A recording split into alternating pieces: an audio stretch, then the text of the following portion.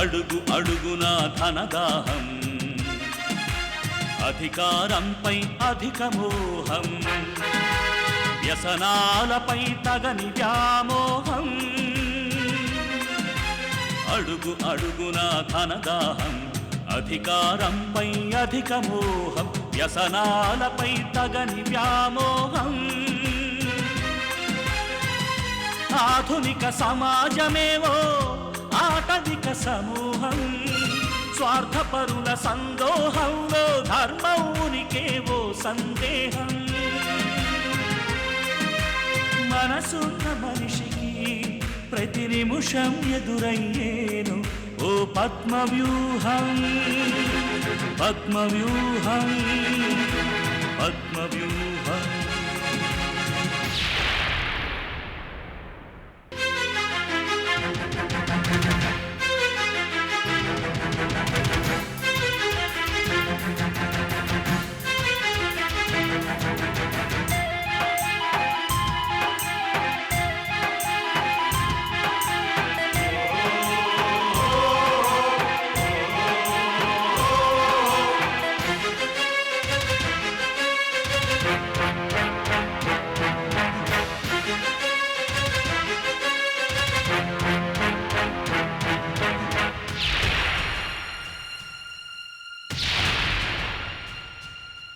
ప్రతి కదలిక వెనుక ఓ లాభానికై చింత, అవసరం లేకుంటే అరక్షణమైన నిలువరు నీ చెంత. ప్రతి కదలిక వెనుక ఓ లాభానికై చింత, అవసరం లేకుంటే అరక్షణమైన నిలువరు నీ చెంత. ఇది కన్నీటినే వేలం వేసే కసాయి సంత, ఇది కన్నీటినే వేలం వేసే కసాయి సంత. విలువలకై వెతుకులాట నేడొక పెద్ద వింత, విలువలకై వెతుకులాట నేడొక పెద్ద వింత.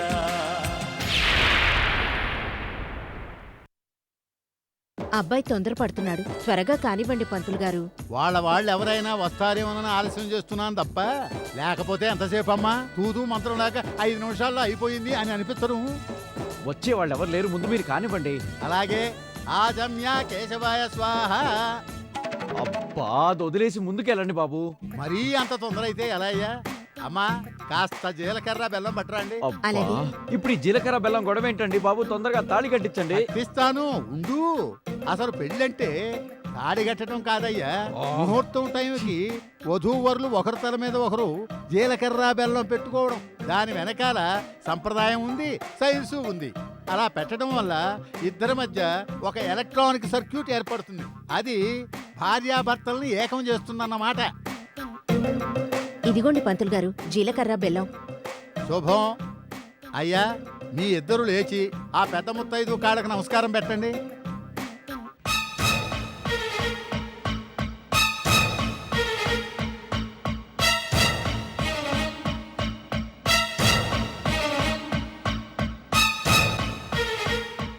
అమ్మా దీప్తి, అలాగే పంతులు గారి కాళ్ళకు కూడా దండం పెట్టండి. పెళ్ళాక ఎలాగో పెడతాం కదండి. పెట్టాలి బాబు, తప్పదు. ఒక్కసారి దండం పెడితే దాని రియాక్షన్ ఏమిటో నీకే తెలుస్తుంది. పెట్టు, దండం పెట్టు.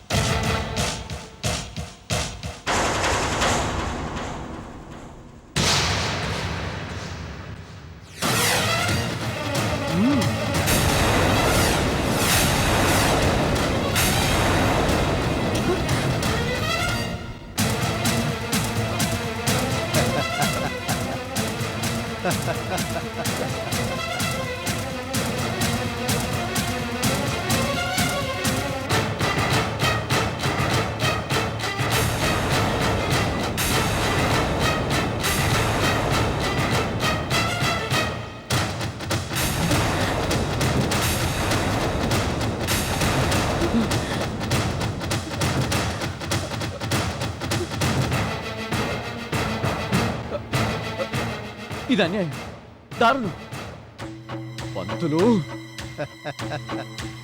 నేను పంతుల్ని కాదు పెళ్లి కుమారా, రిటైర్డ్ పోలీస్ ఆఫీసర్ని. అన్యాయం దారుణం అని అరిచి ఎందుకలా ఆయాసం తెచ్చుకుంటా? ఏది అన్యాయం? నువ్వు డబ్బు కోసం హరికృష్ణను మేడ మీద నుంచి తోసి చంపటం అన్యాయం కాదా? ఆ నేరాన్ని నీలాగే ఉన్న శ్రీనాథ్ మీద తోసేసి నువ్వు తప్పించుకోవాలనుకోవటం అన్యాయం కాదా? సిఐ గారు, మీ పని కానివ్వండి. 305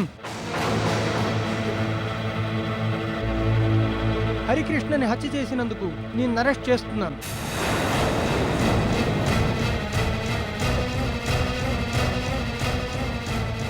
చూడు చూడు, పెళ్లి గిల్లి అని నా ప్రాణాలు తీసావు. ఇప్పుడు ఏమైందో చూడు.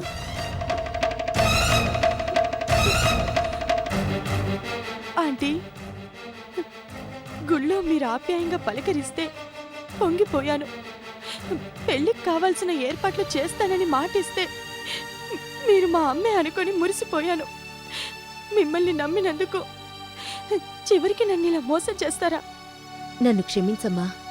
ఇదంతా నా కూతురి జీవితాన్ని కాపాడుకునే ప్రయత్నంలో చేశాను. ఈ ఆకాష్ హరికృష్ణని హత్య చేశాడు. నా అల్లుడు శ్రీనాథ్ని అందులో ఇరికించాడు. ఇప్పటికైనా ఈ నిజం బయటపడకపోయుంటే నిర్దోషైన శ్రీనాథ్కి శిక్ష పడేది. నా కూతురి జీవితం నాశనం అయ్యేది. పద.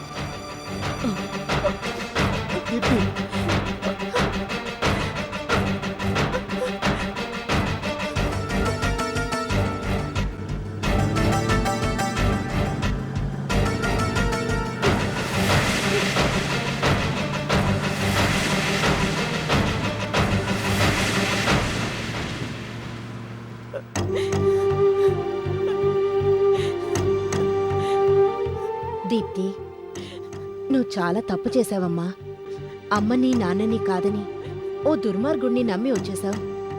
నిండు మనసుతో నీ జీవితాన్ని అతనికి అర్పించావు. పెళ్లి కాకుండానే గర్భవతివయ్యావు. ప్రేమ మత్తులో పడి అతను చేసిన దారుణాన్ని కూడా క్షమించావు. ఇప్పుడు నీ పరిస్థితి ఏమిటి? నీ సమస్యకి పరిష్కారం ఏమిటి? అవునండి, నేను చాలా తప్పు చేశాను. ఇప్పటికీ మించిపోయింది లేదమ్మా.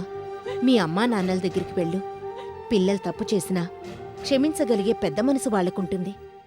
నిన్ను గుండెల్లో దాచుకుంటారు. జరిగిన దాని గురించి మర్చిపో. భవిష్యత్తు గురించి ఆలోచించు.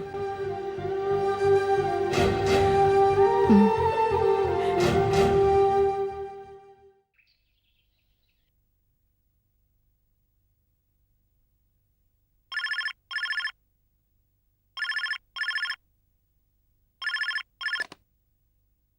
హలో, నేను మేడం తేజాని మాట్లాడుతున్నాను. చెప్పు తేజ. మీకో గుడ్ న్యూస్ మేడం. నకిలీ శ్రీనాథ్ని పోలీసులు పట్టుకున్నారు. డబ్బు కోసమే హత్య చేశానని, కావాలనే శ్రీనాథ్ గారిని ఇరికించానని అతను తన నేరాన్ని ఒప్పుకున్నాడు. దాంతో శ్రీనాథ్ గారిని నిర్దోషిగా విడుదల చేశారు. థ్యాంక్ యూ తేజ, మంచి శుభవార్త చెప్పావు. సుహిత కూడా చెప్పండి. అలాగే, తప్పకుండా. ఏంటమ్మా శుభవార్త అంటున్నావు? శ్రీనాథ్ అంకుల్ మీద కేసు కొట్టేశారట. నిర్దోషి అని రిలీజ్ చేస్తున్నారంట. తేజ చెప్పాడు. ఇదంతా సొత్తుంటే ఏదో ఇంత కథలా ఉందమ్మా. నిజంగా ఇట్టా జరుగుద్దా అనిపిస్తుంది. నిజంగా వింతే పెంచలమ్మా. ఇద్దరు వ్యక్తులు ఒకేలా ఉండడమేంటి? నేను సాక్ష్యం చెప్పడానికి కోర్టుకెళ్తుంటే కారు పంచర్ అవడమేంటి? ఆ టైంలో మరొక శ్రీనాథ్ కనిపించి కేసు కొలిక్కి రావడమేంటి? నిజమేనమ్మా. అదృష్టం బావుండి రెండో శ్రీనాథ్ బయటపడ్డాడు కాని, లేదంటే నేను కోర్టులో సాక్ష్యం చెప్తే శ్రీనాథ్ సమీరల జీవితం ఏమై ఉండేది? అదే జరుగుంటే జీవితాంతం అందరి ముందు దోషిగా నిలబడుండేదాన్ని. ఇందులో నీ తప్పే ఉందమ్మా. ఆ పరిస్థితిలో ఎవరున్నా అలాగే చేస్తారు. నీ సంగతి తెలిసి కూడా నిన్ను అపార్థం చేసుకున్నందుకు క్షమించమ్మా. అందరూ దూరం అవుతారని తెలిసి కూడా న్యాయాన్ని గెలిపించడానికి ధైర్యంగా నిలబడిన నీలాంటి అమ్మ నాకున్నందుకు నేను చాలా గర్వపడుతున్నాను. నువ్వే పొరపడుంటావని నేను అనుకున్నానమ్మా. నన్ను క్షమించమ్మా. ఏదేమైనా కథ సుఖాంతమైనందుకు సంతోషంగా ఉంది. సమీర పరంగా సుఖాంతమే. పాపం క్రాంతికి మిగిలింది మాత్రం విషాదమే. క్రాంతిని పాపని తలుచుకుంటుంటే చాలా బాధగా ఉంది.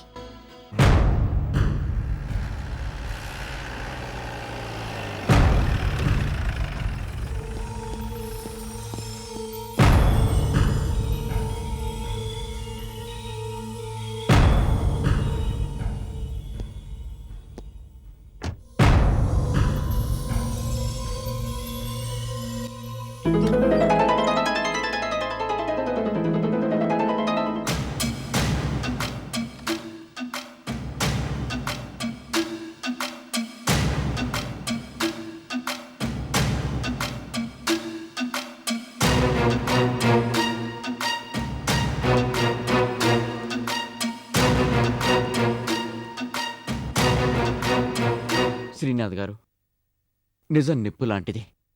దాన్ని ఆపడం ఎవరి వల్ల కాదు. మిమ్మల్ని ఇరికించాలని నేను ఎంత ప్రయత్నించినా మీరు నిర్దోషిగా బయటకొచ్చారు.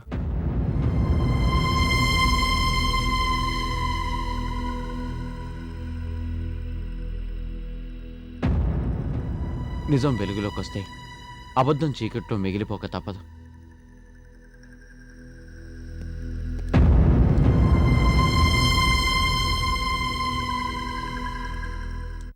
రా శ్రీనాథ్, కూర్చో.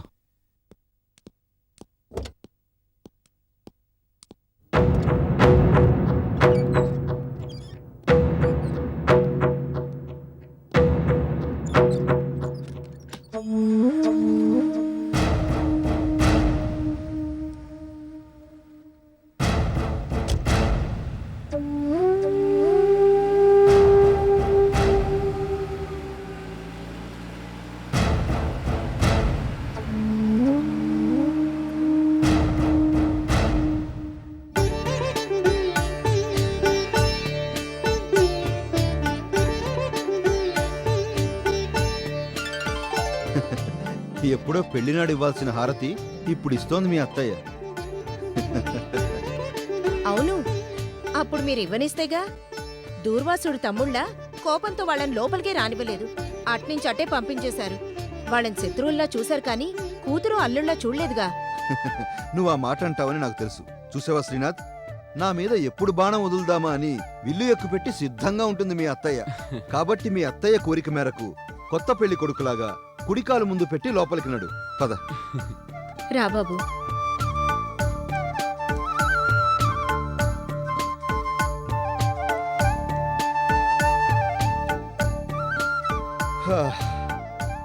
శ్రీనాథ్, అంతా మన మంచికేనని జరిగిందాంతో నీ మీదున్న అనుమానాలు అపార్థాలు తొలగిపోయాయి. మిస్టర్ క్లీన్ ఇమేజ్ తో బయటకొచ్చావు. Sweets daddy. స్వీట్ తిను.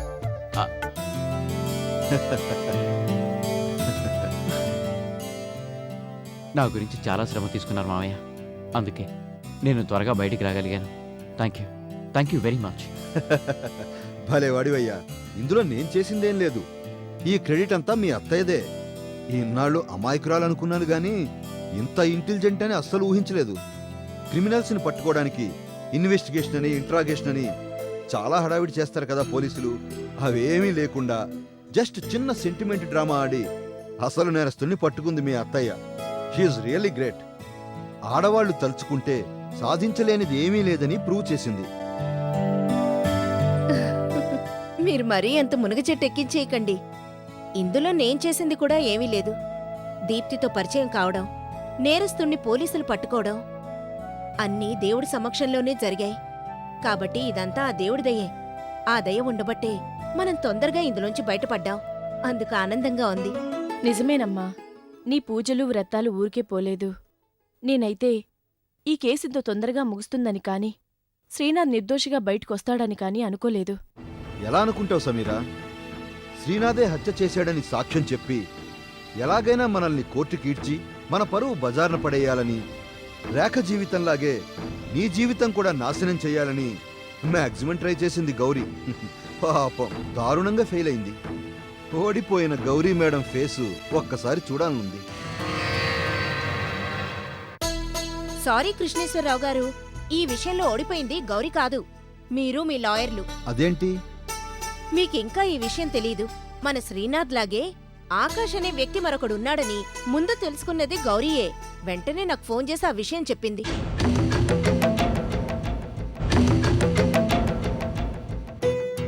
గౌరీ ఆ విషయం చెప్పకపోతే నేను ఆకాష్ని చూసినా శ్రీనాథే అనుకునేదాన్ని. అంతా కర్మ అని సరిపెట్టుకునేదాన్ని. అప్పుడింత కథ నడిచేది కాదు, శ్రీనాథ్ బయటికి వచ్చేవాడు కాదు. శ్రీనాథ్ ఆకాష్ ఇద్దరూ ఒకేలా ఉన్నారు కాబట్టి గౌరీ కూడా చూసి పొరపాటు పడింది. జరిగింది పొరపాటని తెలిసాక ఆకాష్ని ఎలాగైనా పట్టుకోవాలని మోహన్ గారు, రామనాథం గారు, తేజ అందరితోనూ కలిసి ప్లాన్ చేసింది. ఒకవేళ దీప్తి నాకు కలవకపోయినా వాళ్ళెలాగైనా ఆకాష్ని పట్టుకునేవారు, శ్రీనాథ్ని నిర్దోషిగా బయటికి తీసుకొచ్చేవారు. మొత్తానికి భూమి గుండ్రంగా ఉందని ఈ క్రెడిట్ అంతా మళ్ళీ గౌరికే కట్టబెడుతున్నావు. అదే నీ గొప్పతనం. ఎనీహౌ, అల్లుడు కూతురు రావడంతో నిజంగానే ఇల్లు కళకళలాడుతోంది. ఈ అకేషన్ ని మనం గ్రాండ్ గా సెలబ్రేట్ చేసుకోవాలి. ఏం చేద్దాం చెప్పు? ముందు తిరుపతికెళ్ళి స్వామిని దర్శనం చేసుకుని వద్దాం డాడీ. అలాగే సమీరా. వెంకటేశ్వర స్వామి ఊరుకున్నా మీ అమ్మ మాత్రం ఊరుకోదు. అందుకు నా ప్రోగ్రాం ఎలాగూ ఉంటుంది. తప్పకుండా వెళ్దాం. వెళ్ళొచ్చిన తర్వాత కావాలంటే పార్టీ అరేంజ్ చేద్దాం. Okay, agreed. శ్రీనాథ్, చిన్నప్పుడు సప్త సముద్రాల అవతల కొండ గుహలో చెట్టు త్వరలో ఉన్న చిలకలో రాక్షసుడి ప్రాణం ఉందని కథ చెప్పేవారు. అలాగే ఆ హత్య జరిగిన టైంలో నువ్వే చెట్టు త్వరలో ఉన్నావో ఇప్పటి వరకు చెప్పలేదు. కనీసం ఇప్పుడైనా చెప్తావా? అవన్నీ తీరిగ్గా చెప్తాడులేండి. బాబు శ్రీనాథ్, నువ్వు వెళ్ళి రెస్ట్ తీసుకో. అలాగే. సమీరా, తీసుకెళ్ళు.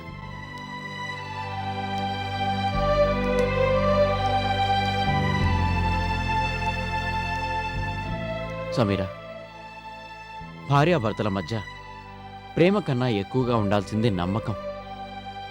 ఆ నమ్మకాన్ని నా మీద పూర్తిగా ఉంచావు నువ్వు. అదే చివరి వరకు నాకు ధైర్యాన్ని ఇచ్చింది. మీరు ఆ నమ్మకాన్ని నిలబెట్టి Srinath is a good boy అని అనిపించుకున్నారు కదండి. లేదు, హత్య జరిగిన రోజు నేను ఎక్కడున్నానన్నది కనీసం నీకు కూడా చెప్పలేకపోయాను. పర్వాలేదండి. అది తెలిస్తే మీరు నిర్దోషిగా బయటికొస్తారనే ఆశతో అడిగానే తప్ప మీ మీద అనుమానంతో కాదండి. ఏది ఏమైనా చెప్పాల్సిన బాధ్యత నాకుంది కదా సమీరా. నేను అనాథనని తెలిసి ఓ పుణ్యాత్మురాళ్ళు నన్ను చేరదీశారు. నేను అక్క అని పిలిచేవాణ్ణి. తను నన్ను సొంత తమ్ముడు కన్నా ఎక్కువగా చూసుకునేవారు. నాకు చదువు, సంస్కారం నేర్పించారు.